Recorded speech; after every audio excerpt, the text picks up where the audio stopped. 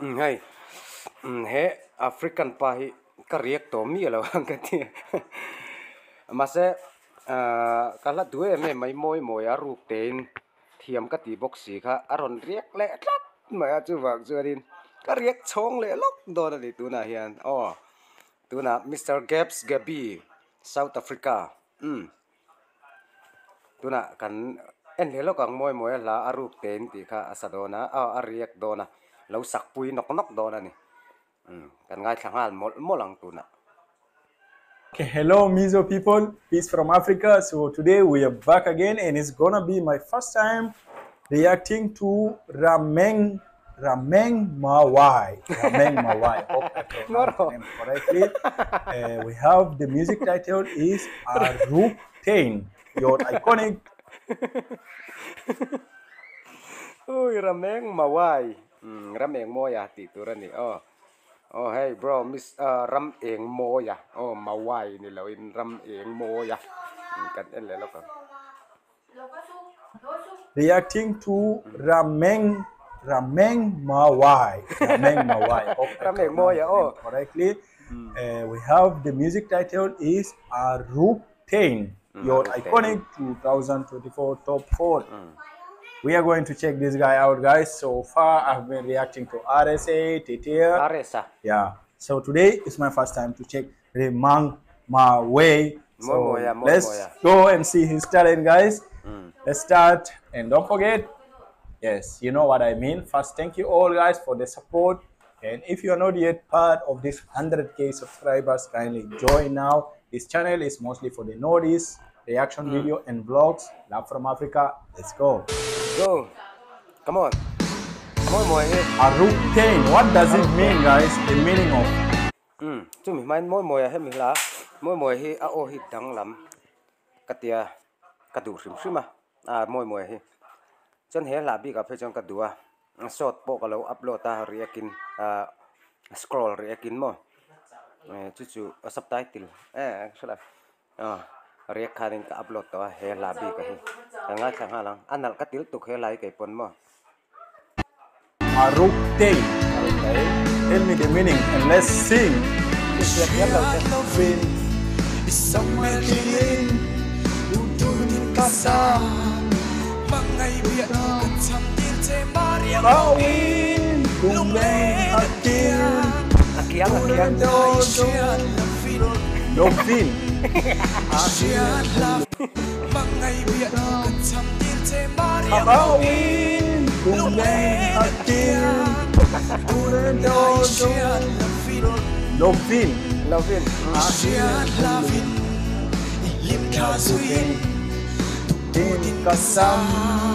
Jangan enten kapedir se lungo kater topa du lai siat lavin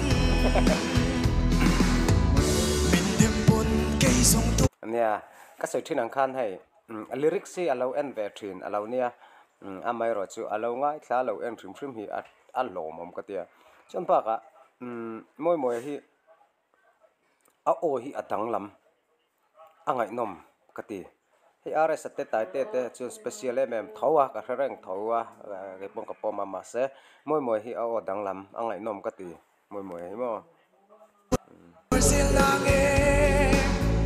Arura sumwa padain kadin asin lovin Arura sumwa padain kadin asin lovin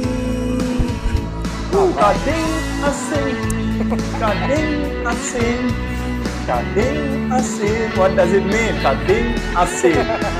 I loving. So much healing. Nora sakmate ti sakmel niya.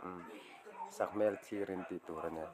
Ay he pa hi atuam tlat kati tak ka ngai na he channel porong comment ka mua atrap hop mai ngai nom. Mai kasam.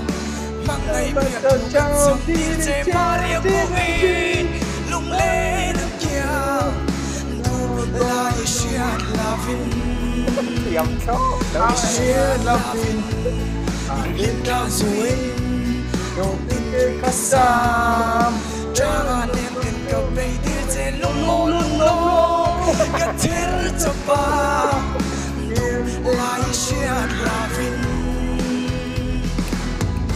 min de pun kay song tuar ser lang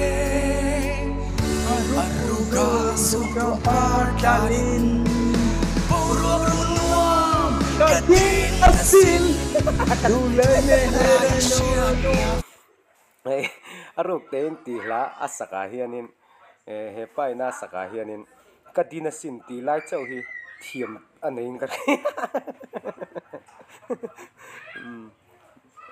ngai thak sak le ngai Ruga suka parkalin puro runuam kadin asin dulay lai siat loving puro runuam kadin asin dulay lai siat lavin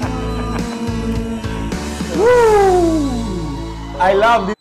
suka parkalin kat tile lok dua nung lam khatlem moi he la hi te hi anal rim kati anal lutukaru te hian mo aruk te thil hi tamania tha anal kat rim he la moi he la khan la hi chan avan thiam tak kan ti tai ya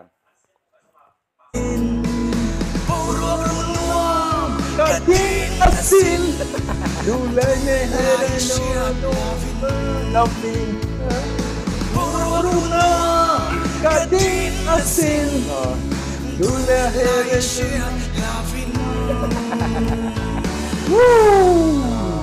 I love this one. I love this. I love this one. Buru run. It's like buru run nam kadin asin. What does it mean? Buru run nam kadin asin. Wow. Let's sing it together. The last part. Okay. okay I love this part. Buru run nam kadin asin. Kadin asin. What is it? What does it mean? I love. This is the only. lok Run nam Buruk, kadin run, nuam. asin. What does it Kadin mean? asin, Buruk run nuam nam, kadin asin. Wow, let's sing it together. The last part, come okay? I love this part. Bururu nam kadin asin. Kadin asin. What is it? What does it mean? I love. This is the only best part. I also love it. Here, tell me the meaning, guys.